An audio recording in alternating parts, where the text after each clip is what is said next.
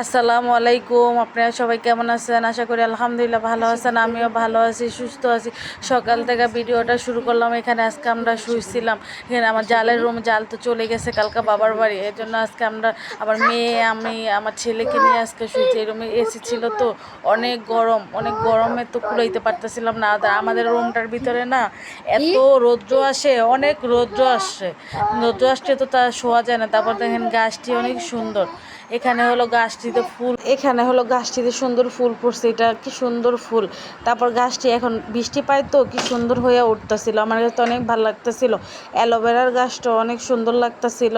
তারপরে এই ফুল গাছটাও সুন্দর লাগতেছিল। তারপরে এই যে এটা নিচে নামাই দিছিলাম আমি। আবার নিচে নামানো দেওয়ানে রৌদ্র পাইতেছে, তারপরে হলো বৃষ্টির পানি পাইতেছে না, অনেক সুন্দর হয়েছিল গাছটা। এখানে আয়সা রান্না বসাই দিছে। এখানে কাতলা মাছ রান্না করব। কাতলা মাছটা সুন্দর করে আমি ভাইজা নিতেছি। আর মানুষ অল্প তো, আর মাছ খেতে চায় না। আমার ছেলেও মাছ খায় না, আমার মেয়েও মাছ খায় না। এর জন্য অল্পই মাছ রান্না করতেছিলাম। এখানে মাছটা ভাইজা নিয়েছি, পরিমাণ মতন তেল দিয়ে দিছি, পেঁয়াজ কুচি দিয়ে দিলাম। পেঁয়াজটা কুচি করে আমি সাইডে রেখে দিছিলাম। তারপর এটা ভাজা ভাজা হইলে এক এক করে সব মশলা আমি রান্না দিব। এখানে হলো বটবুটিতে আজকে মাছ রান্না করবো। আপনারা বটবুটিতে মাছ খান নাকি কমেন্টে বলবেন। এখানে পেঁয়াজটা ভাজা ভাজা হয়ে গেছে। তারপরে একটা চামচের মতো আদা রসুন বাটা দিয়ে তারপরে হলো পানি দিয়ে দিলাম পরিমাণ মতো। এখানে লবণ, হলুদের গুঁড়া, মরিচের গুঁড়া দিয়ে দিব। দিয়ে তারপরে হলো এটা সুন্দর করে কষাবো। কষানোর পরে বটবটিটা আমি কাইটা সাইডে রাখছি। এখানে লবণ দিয়ে দিলাম। লবণের পরে হলুদের গুঁড়া দিয়ে দিলাম। দিয়ে তারপরে মরিচের গুঁড়া দিয়ে দিব। মরিচের গুঁড়া দিব, ধইনা গুঁড়া দিব।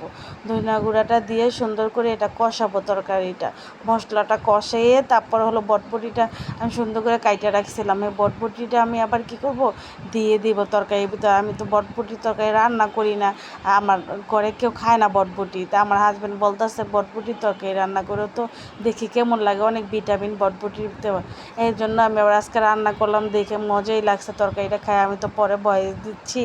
এখানে হলো তরকারিটা কষানো হয়ে গেছে। এখন বটবটিটা আমি দিয়ে দিব এই মশলাটির ভিতরে। বটবটিটা দেওয়ার পরে হলো এটা আমি সুন্দর করে কষাই নেব। আমি আবার সাথে একটা আলু দিছিলাম বটবটির সাথে আলু দিছিলাম। এটি তো অনেক ভাল লাগে। নুডলসে রান্না করলে না আমার কাছে অনেক বেশি ভালো লাগে। এটা এসে দিলেও অনেক ভালো লাগে। এটা কষানো হয়ে গেছে। যদি আমার ভিডিওটা ভালো লাগে লাইক কমেন্ট শেয়ার করে দিবেন আশা করি।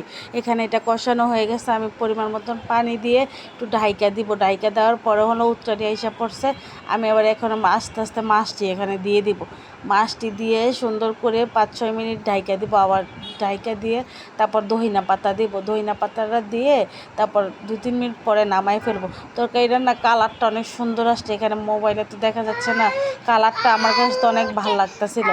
এখানে হলো আমি ধইনা পাতাটা দিয়ে দিলাম। ধইনা পাতাটা দিয়ে তারপরে 5 মিনিটের জন্য আমি রাখবো। 5 মিনিটের ভিতর রাইখা তারপর নামাই ফেলবো তরকারিটা অল্পই রান্না করছি আজকে মানুষও কম পরে।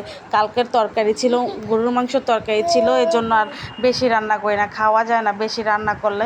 জন্য অল্পই রান্না করে খাইলে ভালো, তাজা তাজা খাইতে পারলে তো ভালো। আর বাহি জিনিস তো খাওয়া যা ভালোই লাগে না বাহি জিনিস খাইতে।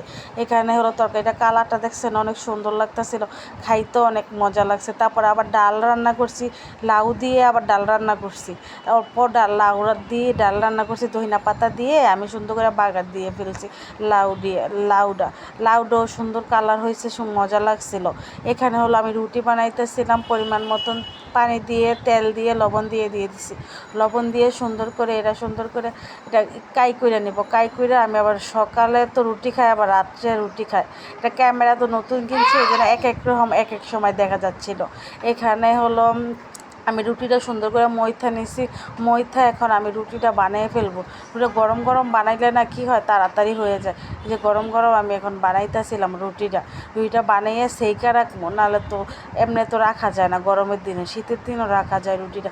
আপনারা বলবেন রুটি কেমন হয়েছে, গোল হয়েছে না দিয়ে আপনাদের মতন। রুটিটা দেখছেন এখানে সেইকা রাখতেছিলাম রুটিটা সেইকা তারপরে হলো ঠান্ডা হইলে ফ্রিজে রাইখা দেবো। এবার